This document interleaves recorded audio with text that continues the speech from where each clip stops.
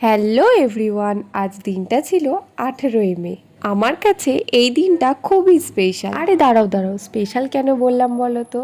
কারণ আজ ছিল আমার দিদির জন্মদিন। আমার কাছে আমার দিদি মানে কিন্তু শুধু একটা সম্পর্ক নয়, একটা নিরাপত্তার দেওয়ালও বলতে পারো, যার পিছনে দাঁড়িয়ে আমি কিন্তু সাহস পাই। যার যার বাড়িতে দিদি আছে তারাই জানবে, প্রতিটি বড় দিদি মানে কিন্তু তার দ্বিতীয় মা। মায়ের পাশাপাশি তার দিদিগুলো কিন্তু বোনদেরকে আগলে রাখে, তাই না বলো? যাই হোক বাবা, অনেক জ্ঞান দিয়ে ফেললাম। এই যে আমার দিদি, তোর জন্য একটা ছোট্ট মেসেজ। না চাইতেই ছোট্ট থেকে তুই আমায় অনেক কিছু দিয়েছিস, অনেক আবদার আর ইচ্ছেও পূরণ করেছিস। এইবার আমার পালা তোকে একটু স্পেশাল ফিল করানোর।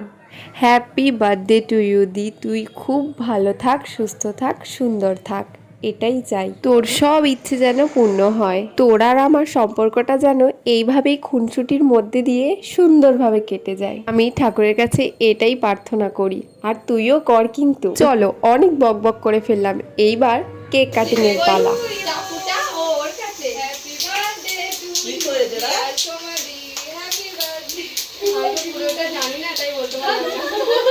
কার বার্থডে আর কে এক্সাইটেড?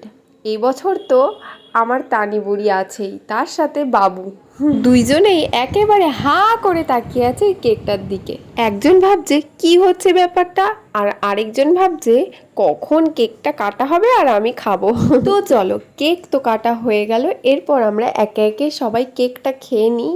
এরপর থাকবে কিন্তু গিফট আনবক্সিং এর পালা। আমার দিদি পছন্দ করে এমন একটা জিনিস ওর হোক যেটা ও সারা জীবন যত্ন করে রাখতে পারে। তাই আর কি, যেমন ভাবনা তেমন কাজ। ওর পছন্দের একটা জিনিস ফটো ফ্রেম, যেটা ও সারা জীবন স্মৃতি করে রেখে দিতে পারবে।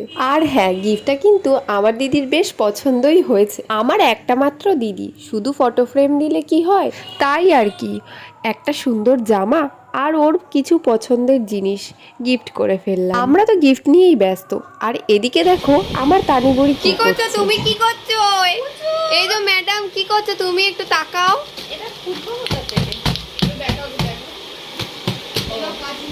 এই ছোট্ট ছোট্ট মুহূর্তগুলোই কিন্তু আমার কাছে বিরাট একটা পাওয়া। কাউকে সারপ্রাইজ দিতে বা নিতে আমার কিন্তু বেশ ভালো লাগে। শুধু আমার কেন, সবারই হয়তো বেশ ভালো লাগে। যাই হোক, আজকের দিনটা কিন্তু অনেক মজা করে আনন্দ করে কাটালাম।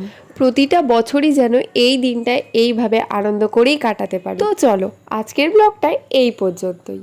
তো ব্লগটা ভালো লাগলে একটা লাইক কিন্তু করে দেওয়া যায়, আর আমার চ্যানেলে নতুন সদস্য হলে প্লিজ একটা সাবস্ক্রাইব করে দিও। চলো, আজকের মতো টাটা।